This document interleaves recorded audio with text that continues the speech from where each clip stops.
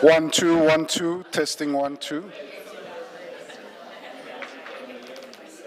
All right, let's settle down. We are ready to start the day's proceedings. Please make sure that your devices, your cell phones are off, on silent, whatever it takes to keep them quiet. Thank you.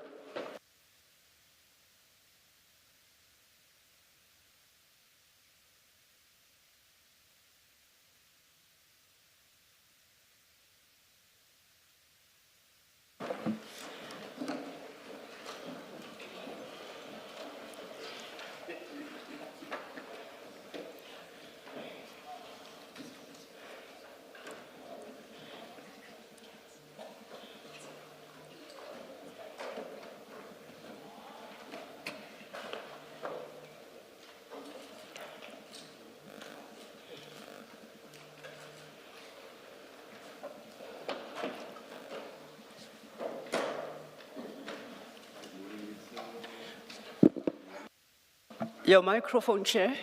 Good morning, Chairperson. Good morning, Commissioners. Good morning, Ms. Selu, and good morning to my client. I would be remiss not to say good morning to him since he's sitting that far away. Yes. I noticed that in fact, my attention was drawn to it by Commissioner Baloyi, that my microphone was off. I just greeted Council for those who did not hear me. And now, good morning, Mr. Madlanga. Good morning, Commissioner. Thank you. Ms. Thank you, Chair. Good morning and good morning, Commissioners. Good morning, Ms. van der Heever, and of course, good morning, Mr. Madlanga. Chair, Mr. Madlanga was served with a subpoena to appear to give his testimony today on the 7th. Over a period of time, the evidence leaders have been in engagement with his legal advisors. The position we find ourselves in is that his statement in response to the notice, the Regulation 10.6 notice that was due, is not ready, and an extension was requested, which was granted. Due to other difficulties, it could not be completed in time. Where we are now is we still don't have the statement, and we are still in the process of compiling the exhibit bundle. In light of where we are and the rollovers that happened from last week impacting this week, we appear before you today to request a postponement and an extension of that subpoena to a new date on which he then will appear to testify.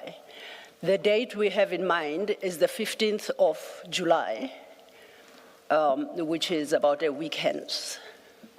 Thank you, Chair. Thank you very much, Ms. Law. I don't know whether the techies or technical people want to raise an issue. I see a hand that's up on our screens. I don't know what that is about. I see it too. I don't know if it's an error or... But let's continue so long. Ms. Chairperson, yes, it is correct. There's been some issues, no fault, either on the side I would respectfully submit of my client, nor of the evidence leaders. And I'm not going to go into all of that. It's not necessary to do that. But we agreed that the new date that's been arranged is the 15th. We indebted to my learned friend and her colleagues for arranging this with us. There's one small issue that we're going to sort out inter partes now. Yes. And I've got no objection to the subpoena being extended to the 15th. Thank you very much. Thank you very much. And before you do so, Chair, if then I may just add another issue that would have to be part of your order. The parties are now agreed that Mr. Matala's statement will be submitted tomorrow, the 8th of July. Thank you. That is indeed what we've agreed on, of course, with the reservation of the client's rights pertaining to certain documents that we're still awaiting, if I can put it like that. But I don't think that would stand in the Well, way of us yes. submitting a statement and potentially Yes. supplementing it in due course. But I think between my learned friend and myself, we'll work out the logistics and hopefully you'll get everything together tomorrow. And those conditions, what do they do to the proposed order? Must I? You can do that as part of the order. I Yes, would be yes. remiss, of course, if I don't say to you Oh. that we are trying to work out, because there's a very important component there's something important that we need in order to properly deal with some of the issues, but we are busy sorting right. that out. So- And that's why I say with a reservation of the right. Yeah. If necessary, I'm not going to stand in the way of us submitting. We Yes. might then supplement if it's not timeously all done. right. May I please? Thank you very much. Mr. Madlanga, the hearing of your testimony is postponed to 15 July 2026. Correct. That's one. Two, your statement must be filed by tomorrow. The 8th of July. 8 July 2026. Correct. Thank you, Mr. Madlanga. You are Okay. Thank you. It is confirmed to have had. Thank you, Chair. I think that then brings to the close Yes, this part of the hearing. yes, you are both excused. And And you too, Mr. Madlanga. Thank you. Thank you, Chairperson. by I think we must adjourn for. I was saying, by way of housekeeping, Mr. Yes. Charles Carlson has requested me to remind you that as soon as we are done, they are ready to proceed with the public aspects of all General Khan's WhatsApp messages, and perhaps a 5-minute stand down Yes, to allow them yes. to set up would be helpful. Thank you very much, Thank you, Ms. Chair. Sillo. I will not state the time. Let's just adjourn. We'll be told when Council or Mr. Shaskalson is ready. Let's adjourn.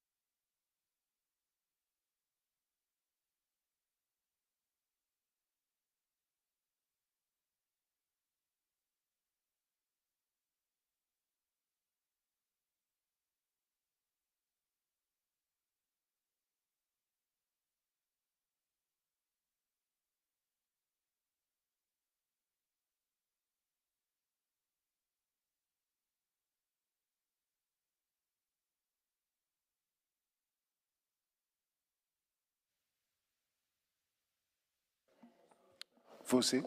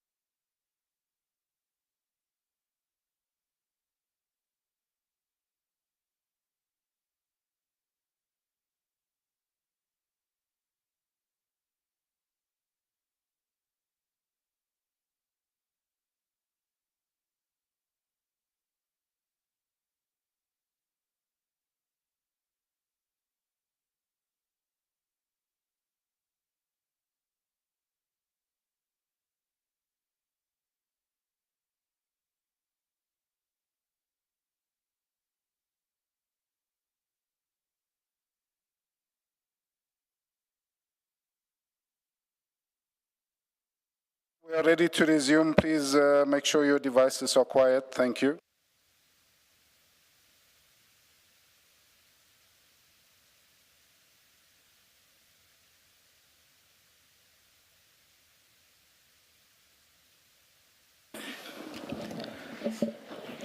Good morning, Mr. Shazalson. Good morning, Mr. Valley. Good morning, Chair Morning, Chair. and Commissioners. Morning, Chair. We have a number of issues that we can still ventilate in open session relating to WhatsApp chats of General Khan. The first topic I would like to address is the leaking or abuse of confidential SAPS information. And it spans quite a wide range from the relatively innocuous to the less innocuous. And if we can start with the innocuous, it seems that General Khan has a tendency to show off to friends by sharing crime intelligence documents that sort of reflect on his importance. So if I can start, for instance, with a document at page 5659. Councillor, can we just rely, maybe guide us to do we rely on what you project here? Do we need to go into our computers? Yesterday I tried to find pages and I landed where I shouldn't have landed, which was quite distressing. So I'll be more comfortable if I don't have to go to my computer. I don't think that there is much that we, well, I suppose, criticizing General Khan for sharing confidential crime intelligence information. I shouldn't really broadcast it to the nation. I just want to know if I can shut down my computer. Your computer. Our problem is that, I mean, for instance, this category, which is really about leaking documents that shouldn't really have been leaked. I don't know how appropriate it is to broadcast the documents themselves. So I'm afraid I'm going to have to ask you to keep your computer open at least for a while. Once we leave this topic, which won't take long. And it all, in fact, in truth, when I look at this topic, it relates to historical material that I don't think is relevant any longer. Okay, so I think we can actually broadcast. Yeah, as long as you'll get me an experienced therapist when we are done.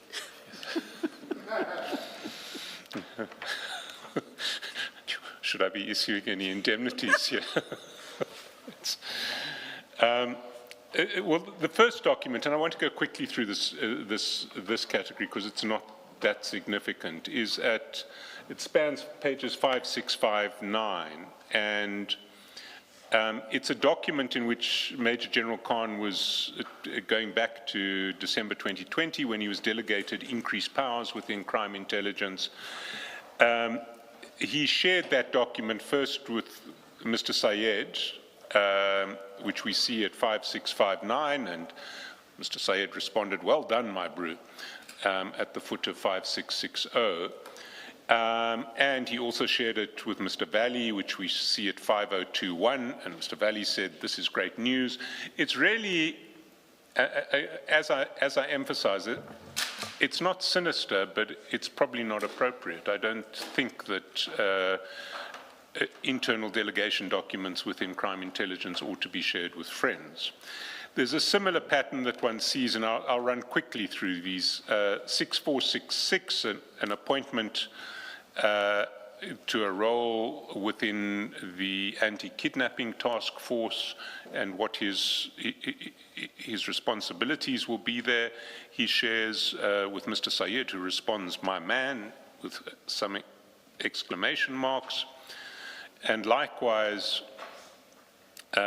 when he is invited as part of a police delegation to address the Joint Standing Commission on Intelligence, flying down on the police jet, he forwards that email to his friends. One sees it at 6693 to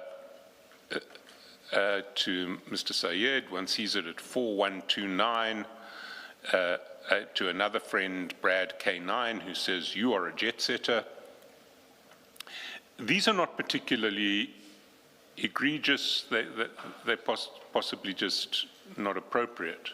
But then there is a separate pattern which starts becoming more problematic, and that is a pattern where friends of General Khan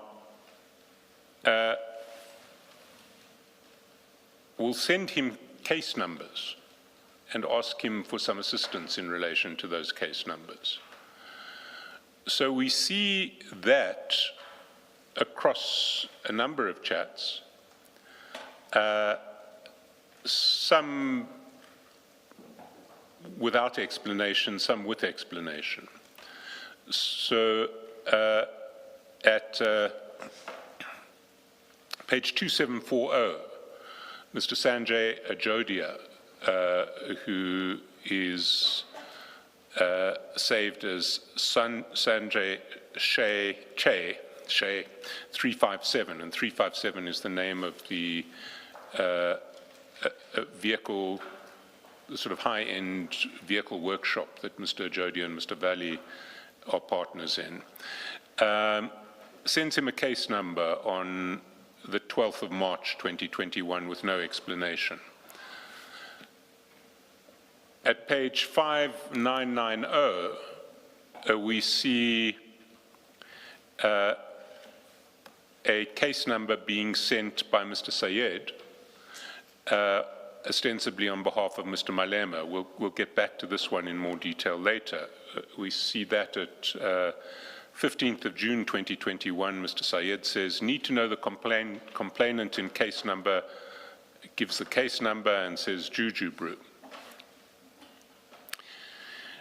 Then we get even more sinister exchanges of this nature.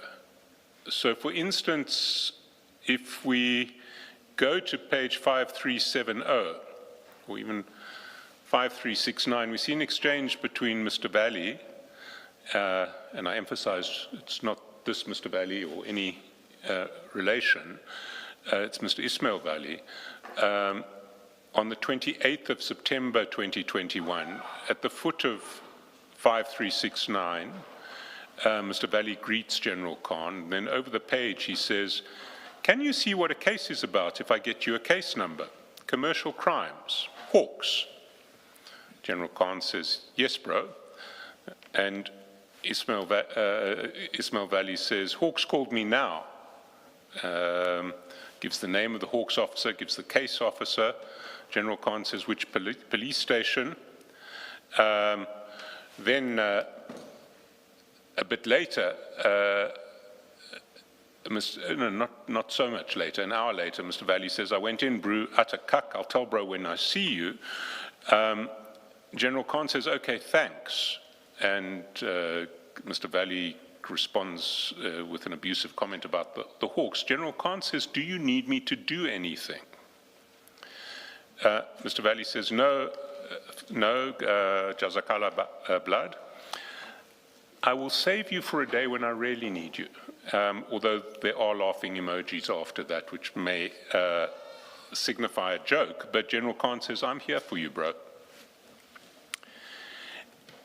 And it may have been intended as a joke, but later in the chats between Mr. Valley and General Khan, we see that it may not have, it may be a bit more serious than that. This relates to a different case altogether. And we see this at 5487, and at the foot of 5487, Mr. Valley gives the name of a person, and then underneath at the top of 5488, this is on the 15th of April 2022, says, because in position of fraud PRP, they're saying. And General Khan says, Salam's Bureau, did that person come home today? Mr. Valley says, gee, yes. Is your contact sorted, he asks. General Khan says, okay. Mr. Valley thanks him, says the wit lawyer or the VIT lawyer. And then General Khan says, we just have to make it disappear now. That's at the top of 5489. And Mr. Valley says, gee, can you, bro? I'll get the toppy to sort. And General Khan says, tomorrow, 1400, we can see him at the hotel. So there is a suggestion that General Khan can make a criminal complaint or a criminal charge disappear in this exchange at the request of Mr. Valley. There is a later exchange of a similar nature, which we see at 5605. And at the foot of 5605, it's now the 27th of May, 2023. Mr. Valley sends some case numbers. He says, morning brew, mom, and he sends what looks like a case number for Pretoria and another case number for East London. The case number for Pretoria had the prefix SH, and General Khan says, what is SH? Mr. Valley responds, she lives in Chatsworth, Durban, but says underneath, how's it, brew? All's well. My mom's case number from the lawyers is, and gives a case number. General Khan gives a thumbs up. It says, waiting to see the boss to discuss. Jazakala. Islam's big bro, the case in Pretoria Central to be heard in August, old lady's case. And General Khan says, okay. And again, the suggestion in this exchange is that General Khan is going to do something to sort out Mr. Valley's mother's problems with this case that is in Pretoria. That is what I wanted to draw attention to under this topic. I now want to turn to the relationship between General Khan, Mr. Sayed, and Mr. Malema. And there are various themes that run through the chats in this regard. The first one that I want to start with begins, and it's probably,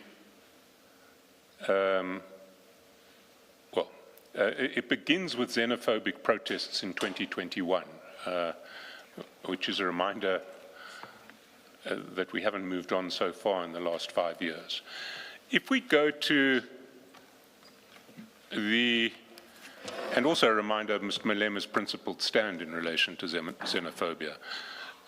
If we go to 5963, we see at the 10th of June 2021, Mr. Syed forwards to General Khan 6 messages, which he says come from Mr. Malema, and we'll take the messages and then explain why I say they come from Mr. Malema. The first one was a photograph of a person that's been deleted and that is no longer legible. The second was a picture of an Operation Dudula poster, in which Operation Dudula was threatening to remove all illegal foreign nationals by force and was calling for a meeting on June 16, 2021, and had the threat underneath, if you are operating illegally, you better pack and leave before 16 June. Sorry, Mr. Shaskalson, I don't know whether you answered the question as to why these are not being flighted when you were engaging. They are being flighted. These are being flighted. All right, inconsistent. Oh, sorry. I was checking whether there was a principle. No. There's no. Why we are not seeing Maybe some of I'm them. going too quickly here, and I should Yeah, slow I down, and think so. everything should be I think flighted. so. Sorry. Sorry. You can tell who the source was when I spoke. Solidarity on the Commission is breaking down, Chair.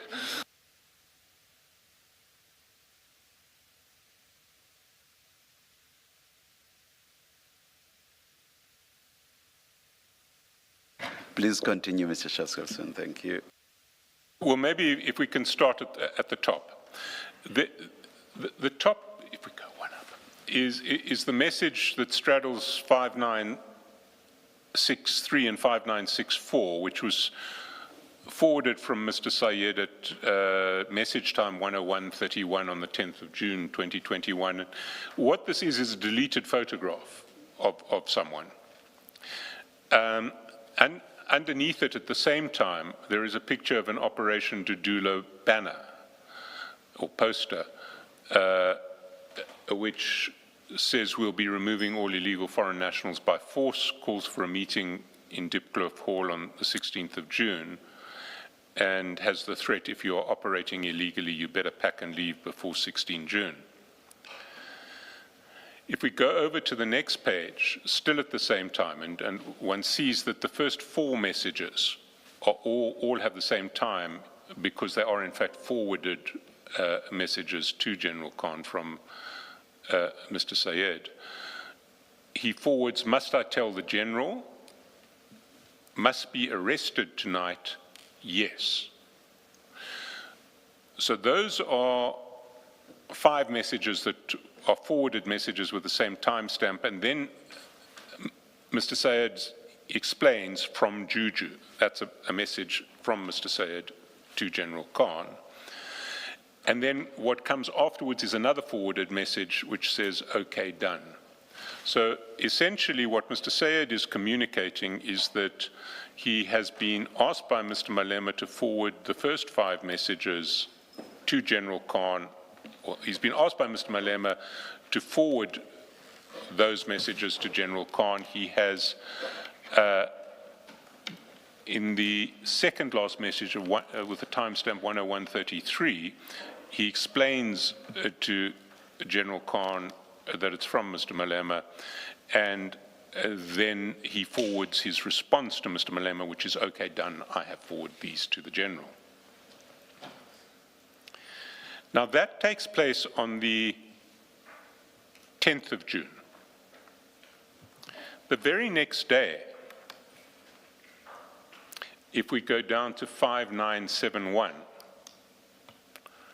General Khan sends to Mr. Syed draft questions for the Inspector General of Intelligence. And that is at 11th of June at message time 1:51:47. And again, we have a problem that we frequently had with these message times, that they're 2 hours out because they are UTC, not South African Standard Time. So the questions that General Khan has drafted are, convicted drug dealer and member in the agent program, and the name has been redacted, claims to be close friends with you. Is this true? 2, do you take instructions from this person, as he alleges he has a close relationship with you? 3, what gratification does the Inspector General of Intelligence enjoy from this person? 4, how long has the Inspector General been a captured public service servant of, and then that person? So these are draft questions that General Khan has prepared, which he is going to essentially ask Mr. Malema to arrange to be put to the Inspector General in Parliament through the EFF. If we go down to page 5975, and sorry, I just want to emphasize at that stage, General Khan is not dealing directly with Mr. Malema. He is sending messages to Mr. Sayed. But the channel is to Mr. Malema, whether Mr. Malema is aware of General Khan's motives or not. We see that because at 5975, Mr. Sayed sends back to General Khan questions that have now been formulated to the Minister of Police and to the Inspector General of Intelligence.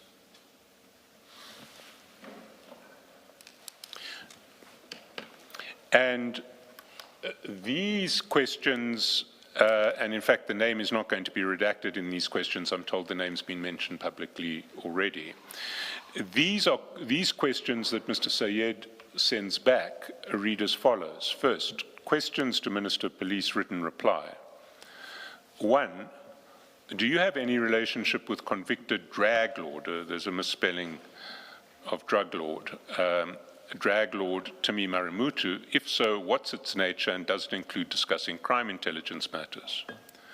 2, have you been in contact with Timi Marimutu and discussed crime intelligence matters related to the Inspector General of Intelligence and the removal of General Jacobs as head of crime intelligence? 3, have you had any discussions with convicted drug lord Timi Marimutu regarding the supposed deal made by former President Jacob Zuma and Major General Feroz Khan that he will use state intelligence resources to ensure the election of Nkosazana Dlamini Zuma as president of the ANC? If so, what security clearance did Timi Marimutu attain to discuss crime intelligence matters with you as a minister? Those were the proposed questions to the Minister of Police, and the proposed questions to the Inspector General follow.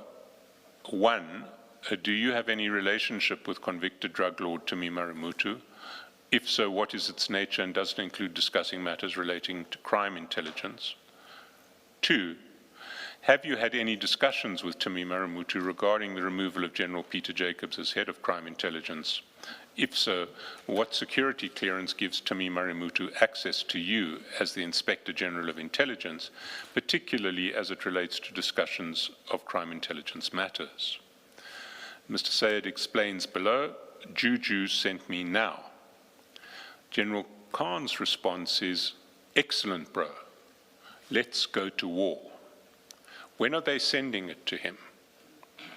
And what one sees in the exchanges that follow is what one often sees in WhatsApp exchanges, where people respond to a message while the writer of that message is writing another message, and so you get responses that don't respond to the immediately preceding message. You have to work out what they respond to. So Mr. Sayed says, are you happy with the questions? In other words, are you satisfied with these questions that Mr. Malema has sent me to be put to the Minister of Police and the Inspector General of Intelligence? But then, in response to General Khan's question, when are they sending it to him, Mr. Sayed says, let me ask. Now answering whether he's happy with the questions, General Khan says, yes, bro, and then says, this should get him to lie and in return, we can ask for his removal because he lied. So what General Khan is disclosing here is that the purpose of these questions is not to establish whether the Inspector General has a relationship of any nature with Timi Marimutu. Rather, it's to trap the Inspector General into lying in an answer to Parliament and then to use the fact that he will have lied to orchestrate his removal. Mr. Syed is still responding to the previous inquiry of General Khan, which is when are they sending the questions, and he says at 65977 at 12 June 2021, 8:49, but I think it's been sent already. He then responds to General Khan's message saying, you know, this will get him to lie and then we can get him removed, and he says, absolutely, he's going to deny it and then he's effed. Bye-bye P, ... And General Khan agrees with the abusive description of the Inspector General, says big P. Mr. Syed then says, when is it going to be fired off to them? And what we see later is that this is in fact a message that he has sent to Mr. Malema, which he's now forwarding to General Khan. The response is tomorrow. General Khan says they must fix up the spelling of drug in paragraph 1. In other words, Mr. Marimutu is a drug lord, not a drag lord. And he then, responding to when it's going to be fired off, and tomorrow, he says, thanks, bro, much appreciated. And Mr. Syed then sends a screenshot of his exchanges with Mr. Malema, which show that the formulation of the question to the Inspector General of Intelligence came from Mr. Malema. That's the top of the screenshot. Paragraph 2, have you had any discussions with Timi Marimutu regarding the removal of General Peter Jacobs as head of crime intelligence? If so, what security clearance gives Timi Marimutu access to you as the Inspector General of Intelligence, particularly as it relates to discussions of crime intelligence matters? In fact, Mr. Syed, even before General Khan had picked up the drug lord problem, has already responded to Mr. Malema and said drug lord, not drag. And then Mr. Malema says the whole DR, I'm not sure what that relates to, but we then see a 2249 on the screenshot. And if we go back up, 2249 is what we see at 2249 is when is it going to be fired off, and the answer comes tomorrow at 2258. If we go back up to 5977 and we add the 2 hours to the UTC times, we see that when is it going to be fired off to them, it's recorded as 8:58 p.m. You add the 2 hours, it's 10:58, and tomorrow 10:58 as well. So he has forwarded that exchange with Mr. Malema immediately that it happens, and has then, for good measure, added the screenshot.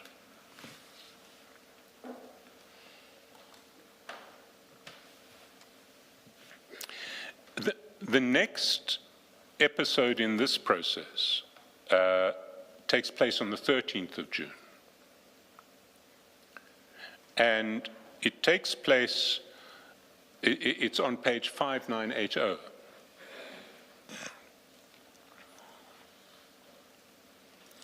And there, maybe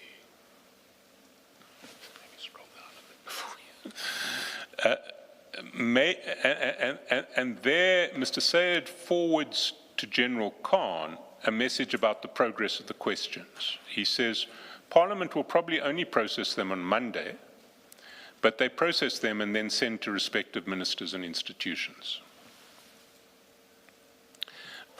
A week later, at 6:002, we're now on the 20th of June, Mr. Sayed forwards to General Khan a screenshot from Mr. Malema.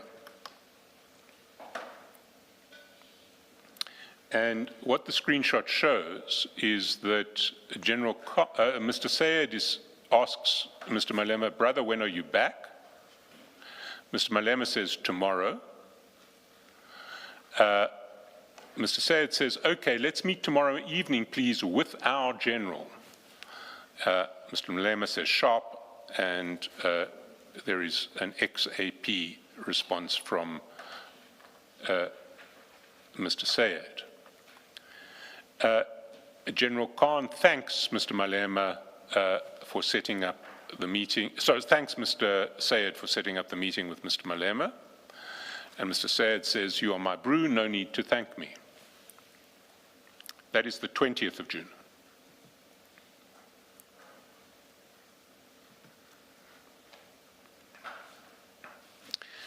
Now, I want to clarify what our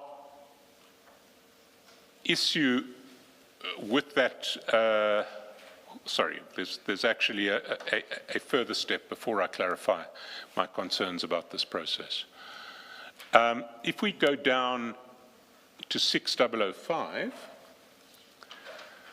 we see at 21 June 2021, which is the day after that screenshot was sent to General Khan, the day on which the meeting was going to happen, Mr. Sayed sends to General Khan a letter to the Minister of Police. That letter is in the exhibit bundle at page 298.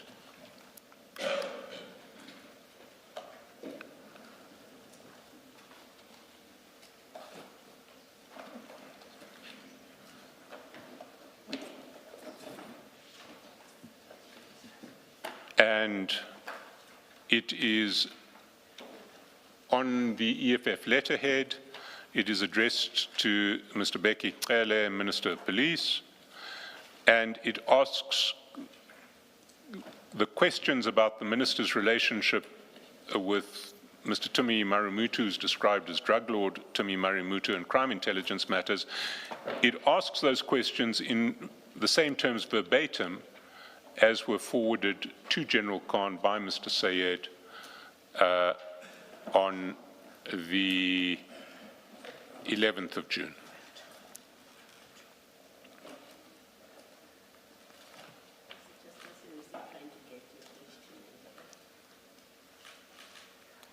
It's the extract bundle, I think it's called. Is it? Annexes bundle. Got it. Exhibits is fine. There are two sets of exhibit bundles. That's why we were confused, by the way.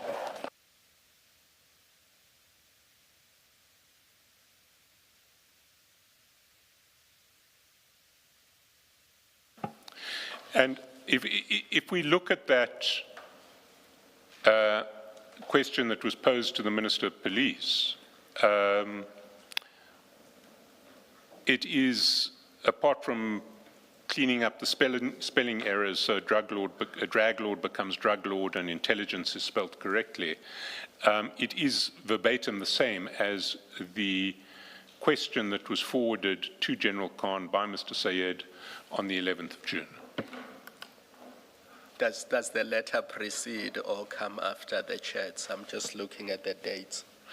So the letter in draft form that was forwarded from Mr. Sayed to General Khan was forwarded on the 11th of June. The letter itself that was sent to Minister Cele is dated 17 June, and it is provided to General Khan by Mr. Sayed on 21 June. Which is the date on which, according to the screenshot, General Khan, Mr. Sayed, and Mr. Malema were going to meet. I want to clarify an issue here.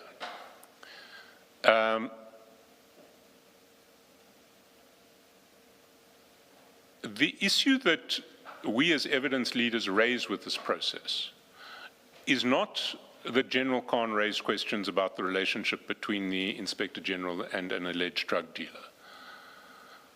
What the issue is that the chats suggest that the primary purpose of General Khan in raising the issues in the way that he did was to trick the then Inspector General of Intelligence, Dr. Dintwe, into lying, so that if he did lie, he could be removed from his position, a position in which he was exercising oversight over General Khan.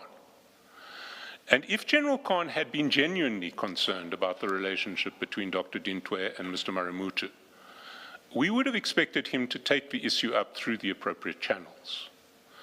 Instead, what he did was he used his relationship with an alleged tobacco smuggler to plant questions to the Inspector General through the EFF in the hope of trapping the Inspector General in a lie to Parliament. That was what his purpose was. There is a secondary concern,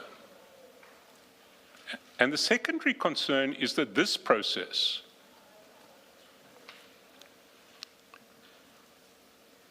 suggests that something of a quid pro quo was taking place, if we look at the chronology.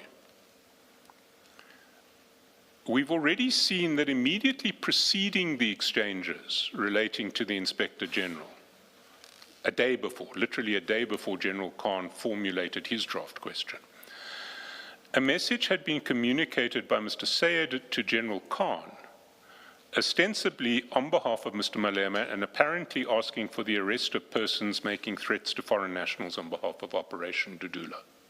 That took place on the 10th of June, that message, that series of messages. General Khan on the 11th sends his message suggesting a question to the Inspector General. And while I commend Mr. Malema for his stance against xenophobic lawlessness, the chats suggest that General Khan saw this as an opportunity to use Mr. Malema's position within the EFF to attempt to trick the Inspector General into a lie that may provide a basis for having him removed. So Mr. Malema sends essentially a complaint about a threat of lawless action by Operation Dudula on the 10th and calls for action to be taken. The next day, General Khan writes back with a question for the Inspector General. It has the appearance of a quid pro quo. There is a... Sorry, what are we to make of the use of a conduit or a third party in these exchanges?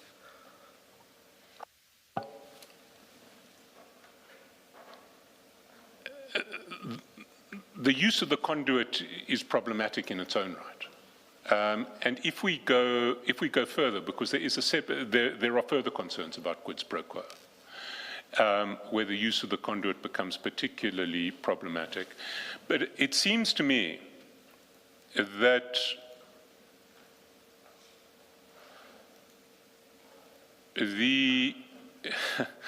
that if General Khan is genuinely wanting questions raised in Parliament, he has appropriate means of doing that without using conduits. And certainly if he wants Mr. Malema to post questions, he should be asking Mr. Malema directly. It may be that at this stage he didn't have a line of direct communication to Mr. Malema. That looks to be the case because, as we'll see later, a few months after this, Mr. Sayed gives him contact details for Mr. Malema. But Mr. Sayed's role in all of this is very problematic. Mr. Sayed belongs to a company which, on its own admission, has been engaged in fraudulent and corrupt activity historically, which is alleged to, and tax evasion, and which is alleged to be continuing to do that at the time that this is happening. And he's not an appropriate person for General Khan to be engaging with in relation to matters of this nature. whatever their personal relationship. But I do want to turn to the other issues in relation to quid pro quo, because we've looked at one part of the chronology. Just Carlson, before you do that, it seems to me that a further issue of concern may be, at least on the face of it, that General Khan may well have obtained the information behind these questions by virtue of his position, and then he's using information that he would have, if there's any truth to what is posed, and which the Inspector General is expected to lie about. There's that possibility that he would have obtained this information by virtue of his position as an intelligence police officer, and then he's using that information inappropriately. Inspector Baloy, we've been trying to Inspector Baloy. Commissioner Baloy, we've been trying to locate former Inspector General Dintwe to get a statement to explain this. We haven't yet been able to get a statement from him. But what we have seen is a press report purporting to quote him on this issue. And what he says is that he and General Khan together had a meeting with Mr. Marimutu, in which event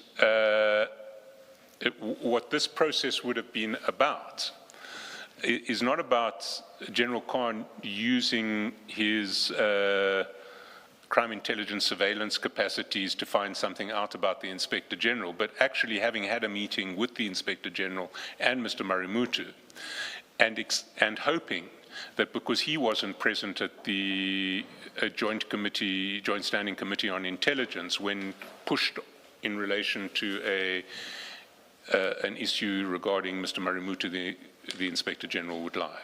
So I'm not sure that your concern is present, but again, we have to get the full story from the former Inspector General, and in due course we hope to do so. Mr. Skelton, it would still be improper. Leave aside the EFF and leave aside what Mr. Sayed does for a living. If General Khan was in this meeting with the Inspector General and Mr. Marimutu, those are crime intelligence issues that are sensitive. They are not to be shared with just anybody, whether they are your friends or acquaintances. Leave aside what they do for a living. Leave aside the political party, just that aspect. No, I take that absolutely, Commissioner Kumalo. But Inspector Kumalo.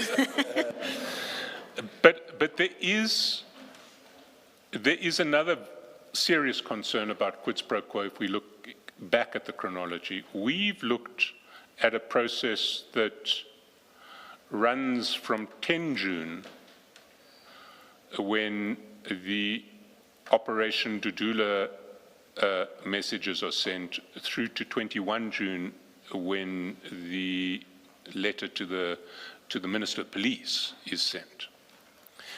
In the middle of that process, on the 15th of June, if we go to page 5990, we come to the Santon case number that I have mentioned previously. And there we see that it's now 4 days after General Khan has sent his draft question to the Inspector General, to Mr. Malema through Mr. Sayed. Mr. Sayed forwards to General Khan a request from Mr. Malema. And that is at the message on page 5990 at message time 1207 on the 15th of June, where Mr. Sayed forwards the message, need to know the complaint in case number Santon case 79/07/2019, and says Juju Brew. And General Khan says, okay, thanks. Now, if we go to the next page, General Khan responds very promptly. What he's done is he's got onto the SAPS computerized database of cases, and he sends what looks like a photograph or a screenshot from that database, which identifies who the complainant is in that case. And we see that at the top of 5991.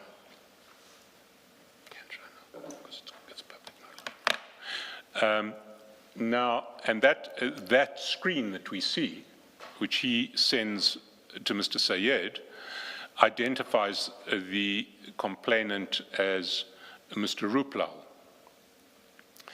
And Mr. Sayed thanks him for it, and then for good measure, General Khan sends through not only Mr. Ruplal's name, which appears from the screen, but also his address, which wasn't even asked for.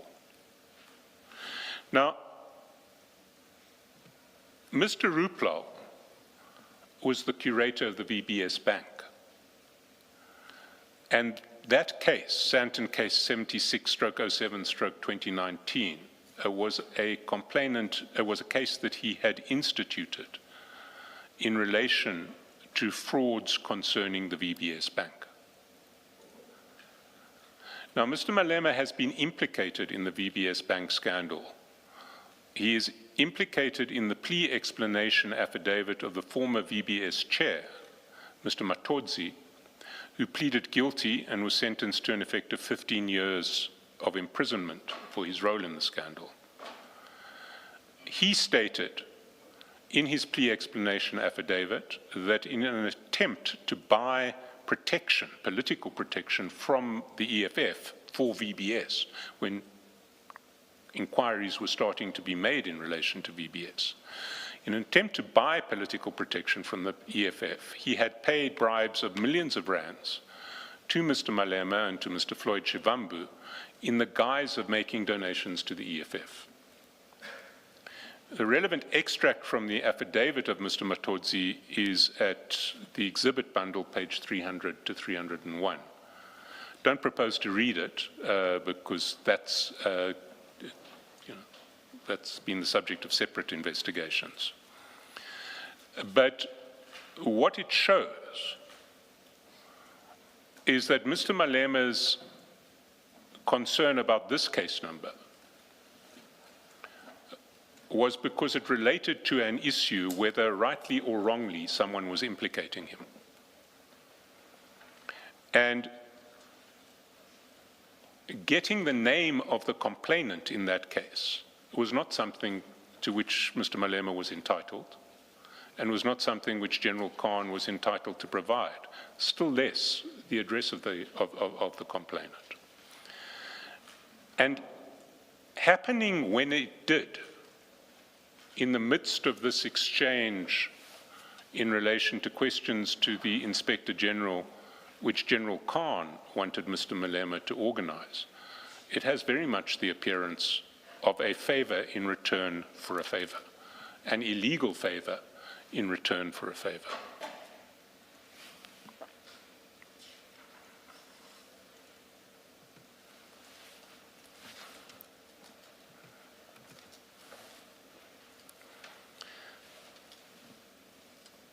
There is a second strand of the exchanges between Mr. Sayed and General Khan, which involves Mr. Malema. And it starts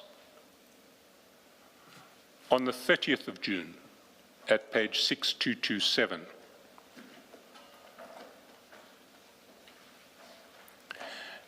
And there, General Khan forwards to Mr. Sayed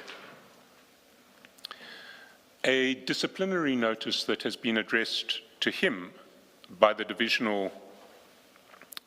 then Divisional Commissioner of Crime Intelligence. And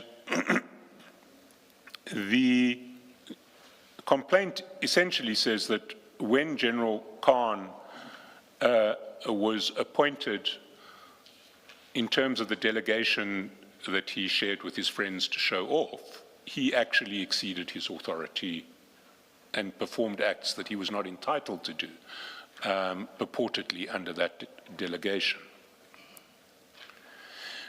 He sends this and the notice calls for representations from General Khan in relation to the possibility of disciplinary proceedings.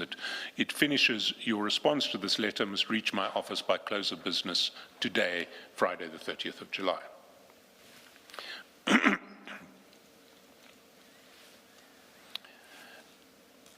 He sends it to Mr. Sayed. Mr. Sayed's response is at 6228,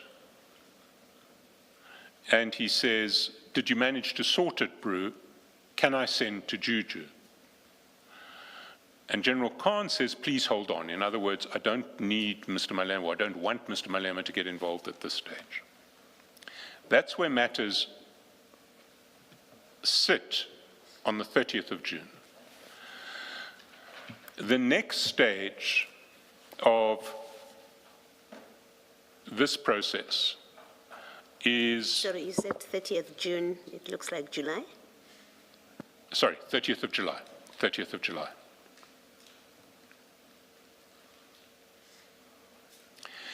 The next stage of this process is on the 2nd of August at straddling pages 6241 and 6242.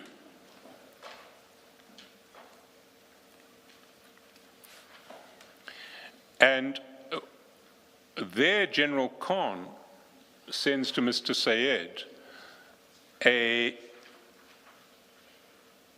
message which reproduces an article in Afrikaans which shows that the story of disciplinary proceedings or disciplinary action, potential disciplinary action against him has now been leaked.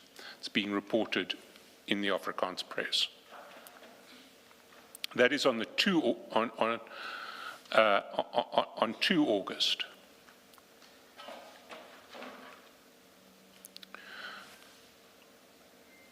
The next day, on 3 August, at the foot of 6243, going on to 6244, General Khan sends to Mr. Sayed a photograph, and it's a photograph of Mr. Malema and Mr. Sayed around a dinner table with 2 other people. So if we can go back to the process. 30th of July, there's the disciplinary letter. Mr. Sayed says, should I get Mr. Malema involved? General Khan says no. 2 August, 2 days later, the story has leaked to the press. And the next day, General Khan sends a photograph of Mr. Malema and Mr. Sayed to Mr. Sayed. On the 26th of August, at 6356,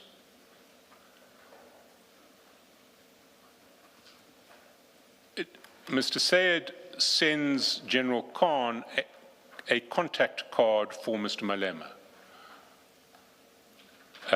So General Khan, one would imagine, or one can infer, up to this point was not able to contact Mr. Malema directly, but now General Khan has received Mr. Malema's contact details from Mr. Sayed. On the 5th of December, Mr. Sayed sends General Khan a voice note. That voice note appears at page 6385, and if we can play it.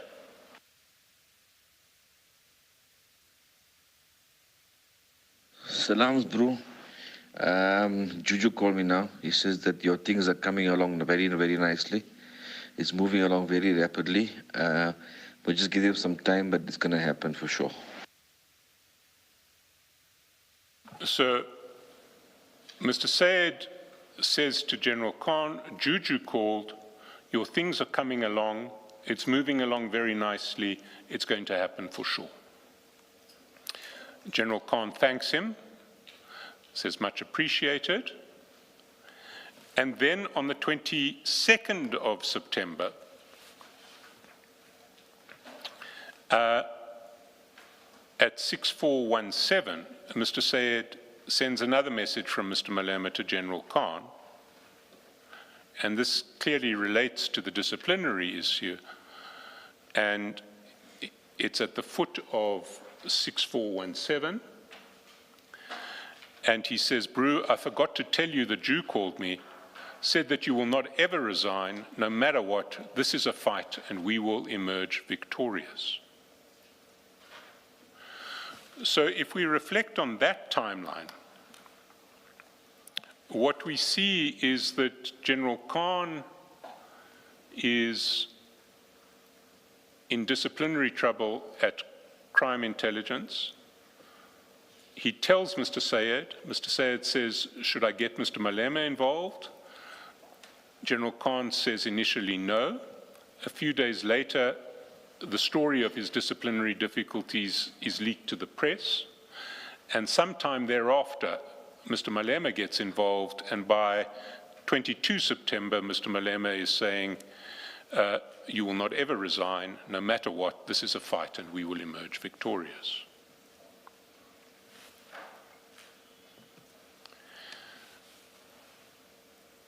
Now, if we go back to the chats again and look at this timeline, which runs from 30 July to 22 September,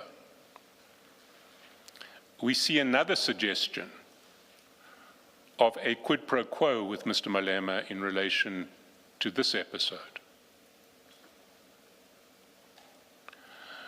And if we just go back to that timeline, it starts 30 July.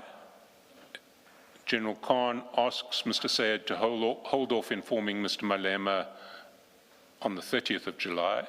That seems to have changed after the disciplinary problems leaked to the media on the 2nd of August, and then he WhatsApps the picture of Mr. Malema and Mr. Sayed to Mr. Sayed.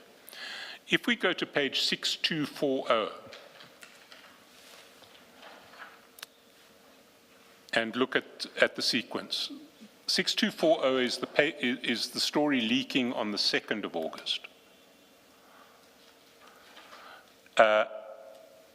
6244 is General Khan forwarding the picture of Mr. Malema and Mr. Sayed to Mr. Sayed on the 3rd of August.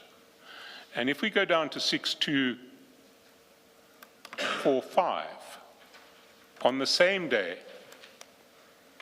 that General Khan forwards the picture of Mr. Malema and Mr. Sayed to Mr. Sayed returns a message which relates to a tender for fleet management services submitted by a company called Bertobrite, B-E-R-T-O-B-R-I-T-E, to the State Information Technology Agency, SITA.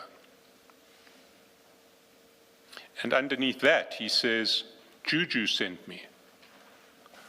General Khan says what he needs here, what does he need? And Mr. Sayed says, I think he wants us to do it.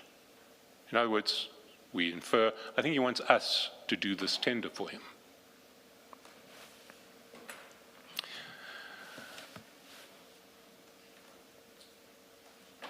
So we have... But where is the for him part, Mr. Chaskalson? I mean, I think he wants us to do it, I get that part. Or for Bertobrite, because it's Bertobrite's tender. It's not a tender that's put in by a company of Mr. Sayed or Mr.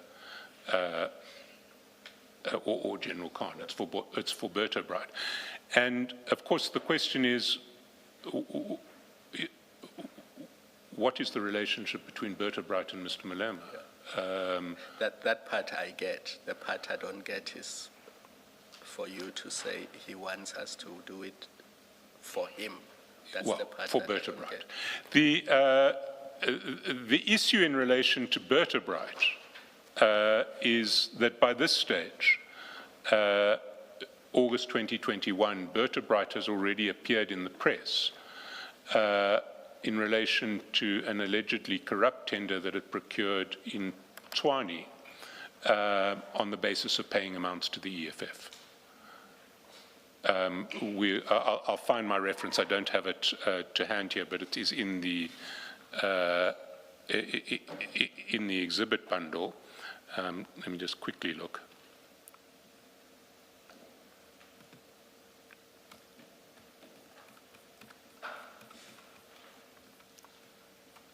Yeah. It's page 303 of the exhibits bundle, where there is an article entitled "Businessman Who Captured Tshwane Fleet Department Had a Man on the Inside." It's dated 26 February 2020. It relates to a Berta Bright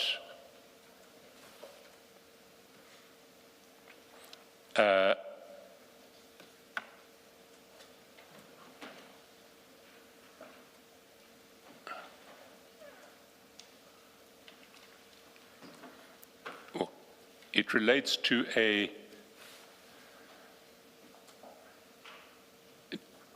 tender in Tshwane by Mr. Kganyago, who is linked to Berta Bright, and who is alleged to have paid 15 million to 3 companies linked to EFF leader Mr. Malema.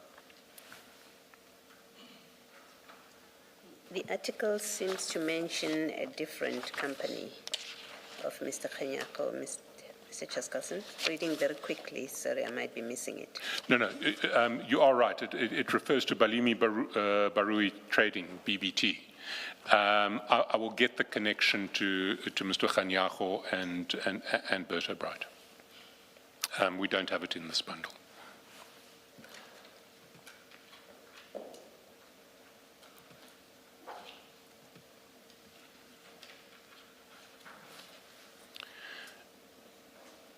But if we go back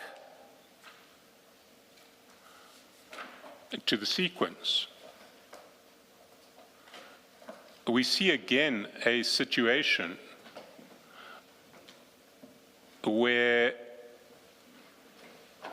General Khan appears to be looking for the support of Mr. Malema in his disciplinary matters through Mr. Sayed. And through Mr. Sayed, Mr. Malema is communicating a wish that General Khan and Mr. Sayed will assist with the Berta Bright tender.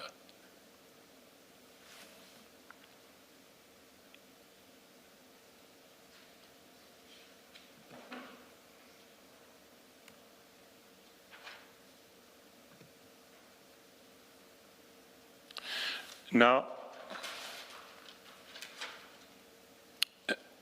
in advance of this evidence, notices were issued to, among others, Mr. Sayed, General Fani, and Mr. Malema, indicating that they may be implicated in relation to some of the evidence concerning General Khan. Mr. Malema did respond to that notice, unlike Mr. Sayed and General Fani. The notice that was served on Mr. Malema is to be found at page 283. And as Mr. Malema did respond to that notice, I think, in fairness, we should read out his response into this record so that his response is there for the public to see. It may make, because the response is a response to the notice, it probably makes sense to start with the notice at 283. And the notice says, it's headed in terms of Rule 3 of the Rules of the Judicial Commission of Inquiry, you're hereby given notice that on 6 June 2026, the Commission's investigator, Mr. Tsepo Nyatlo, submitted an affidavit in the Gauteng High Court under case number, and the case number is given, in response to an urgent application brought by Major General Feroz Khan. This affidavit referenced certain WhatsApp chats between Mr. Mohammed Sayed and General Khan.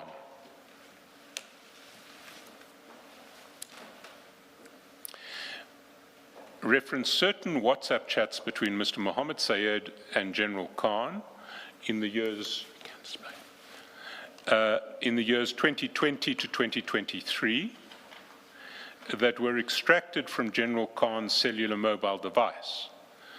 The affidavit will be canvassed when General Khan testifies at the Commission from 1 July and refers to chats that implicate you in matters under investigation by the Commission, in particular as follows. And then 6 potential implications are listed. The first is that in June 2021, you, General Khan, and Mr. Sayed seemingly conspired to orchestrate the removal of the then Inspector General of Intelligence, Dr. Dintwe. 1.2, that through Mr. Sayed, you sought and obtained confidential information from General Khan in relation to a criminal case that had been opened against you in Sandton, and the case numbers given. Specifically, you were provided with the name and physical address of the complainant in the matter.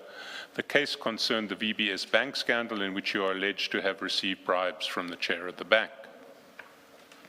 1.3. On 30 July 2021, Mr. Sayed asked General Khan if he could forward to you a disciplinary notice that General Khan had received. The appearance was that you would be of assistance. On 3 August 2021, Mr. Sayed forwarded to General Khan details of the company Berta-Bright that had bid for a tender for fleet management for SAPS. He stated that it came from Juju and said, "I think he wants us to do it." In July 2021, there were allegations in the media that Berta-Bright secured a fuel tender in the city of Tshwane by paying bribes to the EFF. 1.5. On 5 September 2021, Mr. Sayed sent General Khan a voice note in which he stated the following, quotes, "Juju called me now. He said that your things are coming along very, very nicely. It's moving along very rapidly, but just give him some time, but it's going to happen for sure." 1.6. On 22 September 2021, Mr. Sayed sent General Khan a message of support from Mr. Malema in relation to his disciplinary proceedings, quotes, "I forgot to tell you that you called me, said you will not ever resign, no matter what, this is a fight and we will emerge victorious." The details of the allegations and the chats themselves are set out in Mr. Nyatlu's affidavit and annexures to the affidavit, the relevant extracts of which are attached here to as Annexure A. And then paragraph 4 was giving 10 days to file the statement. I won't read the rest of the statement. The affidavit starts at page 287. And because Mr. Malema's response is addressed to the affidavit, maybe it may make sense to briefly canvass what's in the affidavit. Paragraphs 55 and 56 address the Carney Links relationship with the EFF. Paragraph 57 addresses the apparent conspiracy to remove Dr. Dintwe. Paragraph 58 deals with Mr. Malema soliciting details of the complainant in the VBS case. Paragraph 59 deals with Mr. Sayed asking General Khan if he could send details of the disciplinary process against General Khan to Mr. Malema. Paragraph 60 and 61 deal with the fleet management tender and the allegation that Berta-Bright was alleged to have bribed the EFF. And the inference from the chats that Mr. Malema wanted General Khan and Mr. Sayed to do the fleet management tender.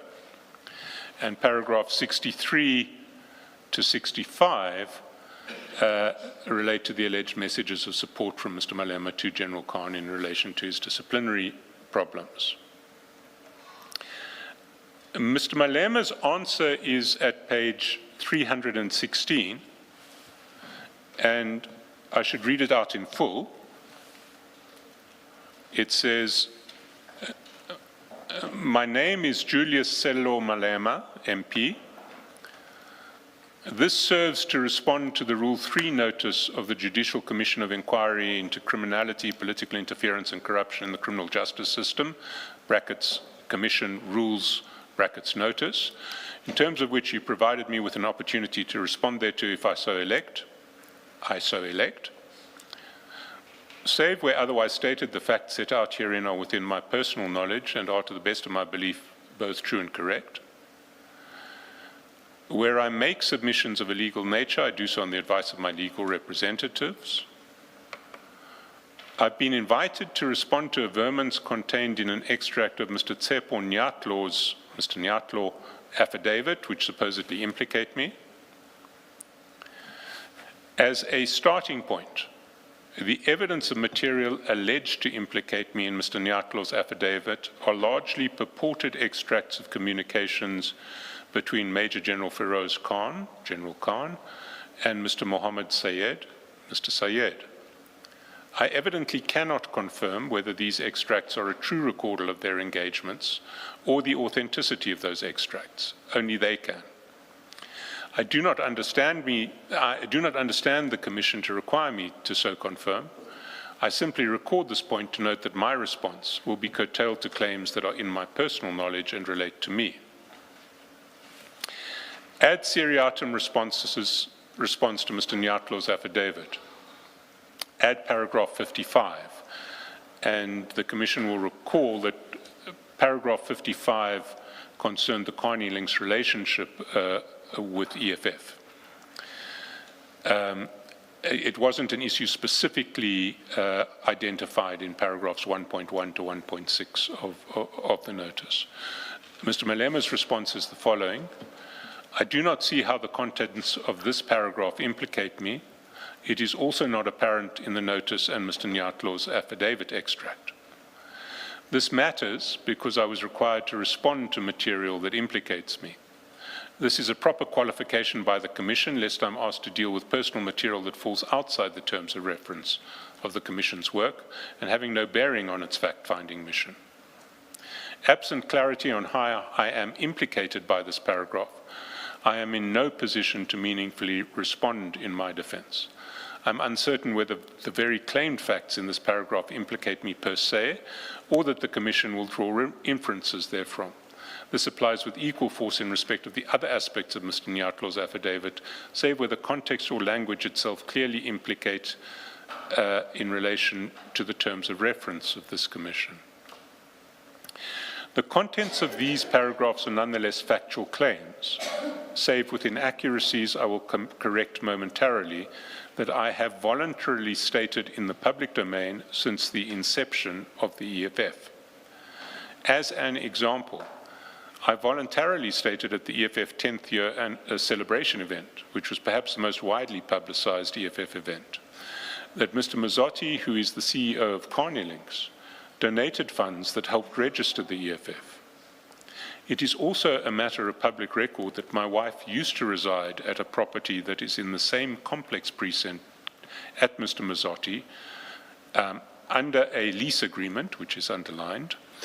I place underlining emphasis under lease agreement as correctly recorded in Mr. Nyatlo's affidavit, in contrast to other media reports and claims that I stayed there gratuitously. Add paragraphs 57 to 65. Paragraph 9, I deny that I conspired to orchestrate the removal of Dr. Dintwe. Paragraph 10, in any event, I regularly receive information from various sources, some covert, some public, that relates to my work as a Member of Parliament. This paragraph is not an invitation to me. Some come from private citizens and some from public officials like the police. As a case in point, I have met with General Mkhwanazi, who shared with me the investigations about the murder of a popular artist known as AKA. It is my concern, and indeed my interest, to receive information about the working of our public service officials who I have a task of holding to account. Nothing is or could be implicating, if nothing more than receiving assistance of how to hold a public official accountable is proffered. Be that as it may, I do not have knowledge of the exchanges between Mr. Sayed and General Khan. I deny any inference of the contents of these paragraphs to the extent that they infer any unlawful conduct on my part. To the best of my knowledge, I deny any Berta-Bright bribery of the EFF. That is Mr. Malema's affidavit. It speaks for I itself. take it there's no response to 1.2 of the notice To 1.2 of the notice. on 284.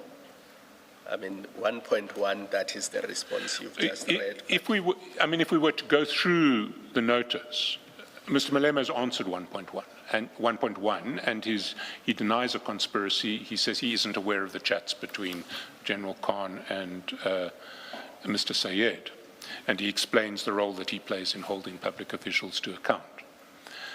When it comes to 1.2, he doesn't engage with 1.2. But if we continue further, he also doesn't engage with 1.3. But again, that's about the conversation between Mr. Sayed and General Khan about forwarding the disciplinary notice. He wouldn't have had personal knowledge of that. 1.4, he denies bribery by Berta Bright, but doesn't engage with 1.4 any further. And he doesn't respond to 1.5 and 1.6, which deal with the voice note and message allegedly reproduced from him by Mr. Sayed to General Khan.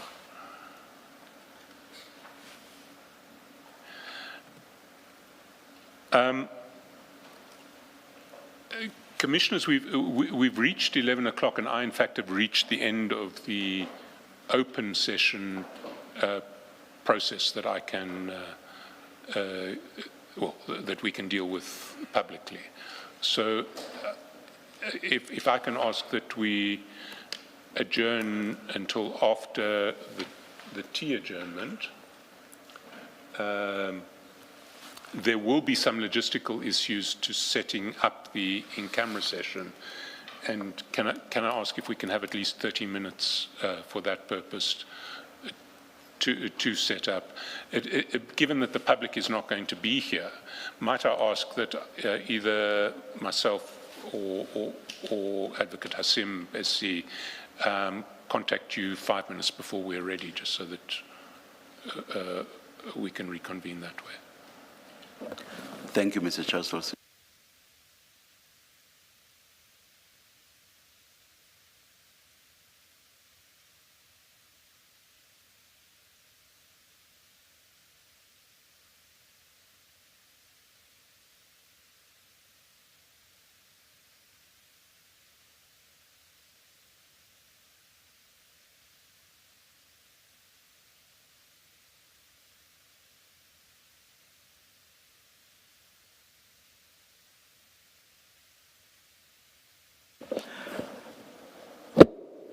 Ms. Bowe, what's happening, or at what time is the in-camera application that's outstanding to be moved? Chair, we request to move it after the lunch adjournment. All right. Let's adjourn. We'll hear from you then, Mr. Chaskalson. Thank you, Chair.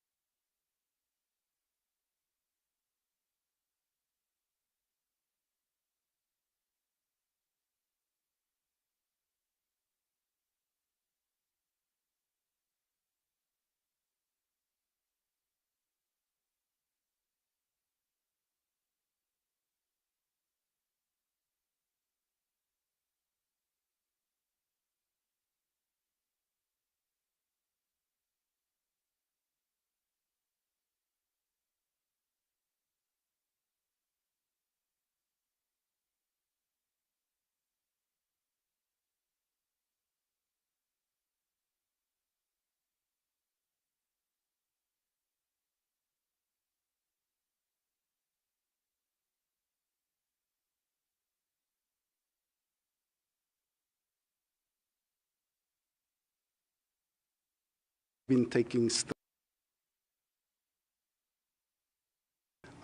And so let's see what the evidence leaders decide. Since we're already talking about this, is there any particular reason why Shadrack Sibiya has not been called back to give oral evidence?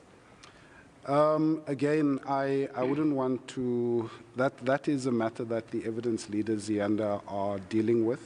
And if there is a need, then certainly we will call back any witness that we deem necessary.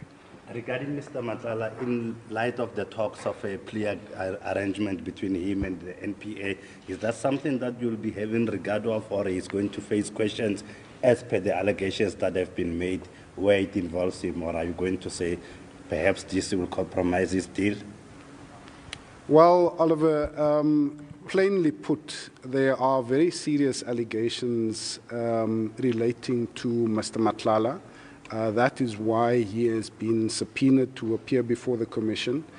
He has been issued with the necessary notices in terms of what the Commission wants to put to him.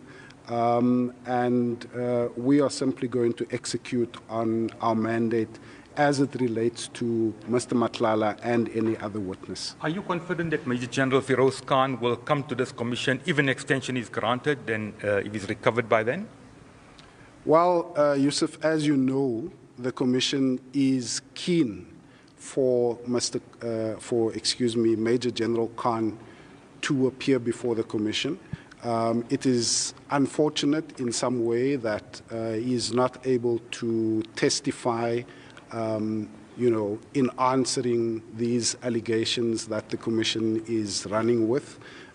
We are going through the process, as you know, of putting before the Commission, the evidence leaders are putting before the Commission the evidence as it relates to General Khan, and we certainly would want Major General Khan to appear before the Commission to answer very serious allegations.